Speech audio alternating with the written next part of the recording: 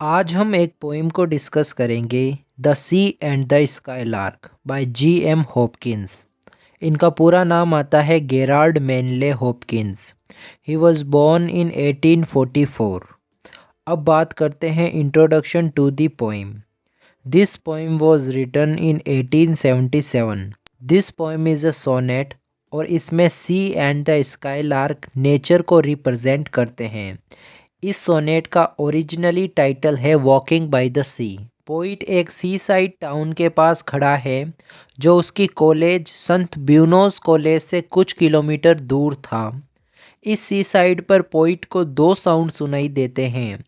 एक sound skylark का होता है, दूसरा साउंड समुद्र की लहरों का होता है। तो चलिए इस पोएम को लाइन बाय लाइन एक्सप्लेन करते हैं। On ear and ear, two noises too old to end. Trench ride the tide that ramps against the shore, with a flood or a fall, low lull of or all roar, frequenting their wild moon shall veer and wend. On ear and ear means poet के दोनों कानों में।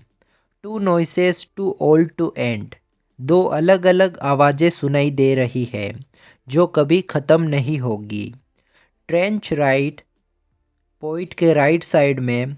The Tide मतलब सी wave, समुद्र की लहरें। That rams against the shore, समुद्री लहरें समुद्री किनारे से टकरा रही है जिनसे कि एक साउंड जनरेट हो रही है। विथ ए फ्लूड और ए फॉल, लो लुल ऑफ और आल रोर, मतलब समुद्र की लहरें जब आती है तो बहुत तेज शोर होता है और जब किनारे से टकराकर वापस समुद्र में पीछे की तरफ जाती है तो लहरों का साउंड धीमा हो जाता है। Frequenting there while moon shall wear and wend, ये समुद्र की लहरें तब तक चलती रहेगी जब तक चंद्रमा का आकार बड़ा और छोटा होता रहेगा।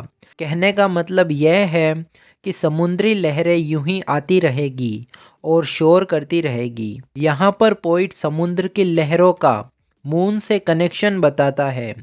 जब भी मून की साइज वियर मतलब छोटी और वेंड मतलब बड़ी होती है तो समुद्र में लहरों का फ्रीक्वेंट चलता रहेगा। अब नेक्स्ट स्टेंजा को देखते हैं।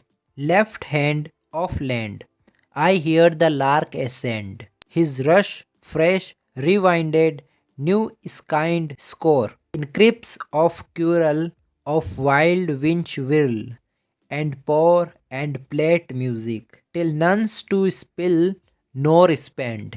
पोइट के राइट हैंड के तरफ का साउंड जो कि सी वेव का था हमने डिस्कस कर लिया। इस स्टेंजा में पोइट लेफ्ट हैंड की तरफ का साउंड बताएगा।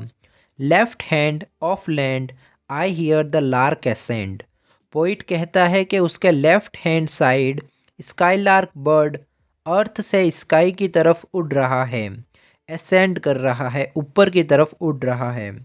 His rash fresh rewinded new skeined score, इस लाइन में पोइट स्काईलार्क बर्ड के सॉन्ग को ऊन के गुच्छे से, जिसे स्काइन ऑफ वूल कहते हैं, कंपेयर करता है।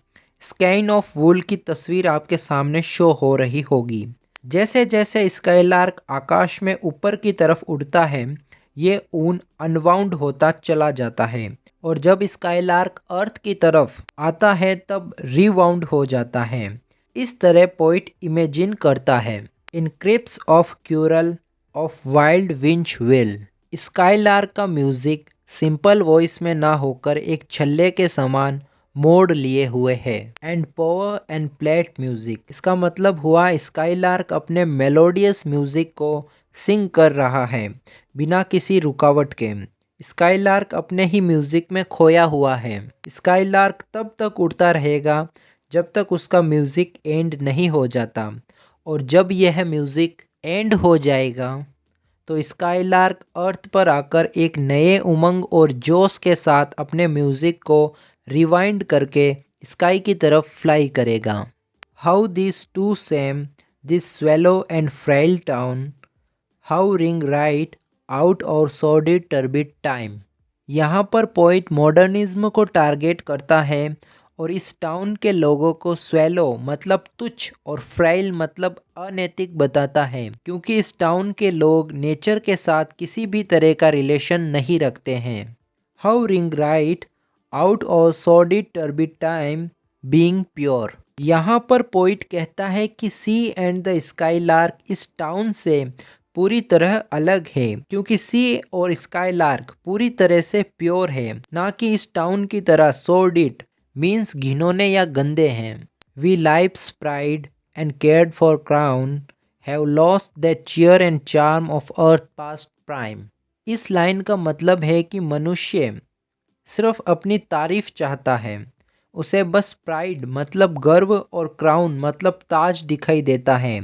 अर्थ ने जो ह्यूमन को चीयर एंड चार्म दिए हैं वो इसने खो दिए हैं। कहने का मतलब ये है कि मॉडर्न लाइफ में ह्यूमन नेचर से दूर होकर अपनी अगली एंड बिजी लाइफ में चला गया।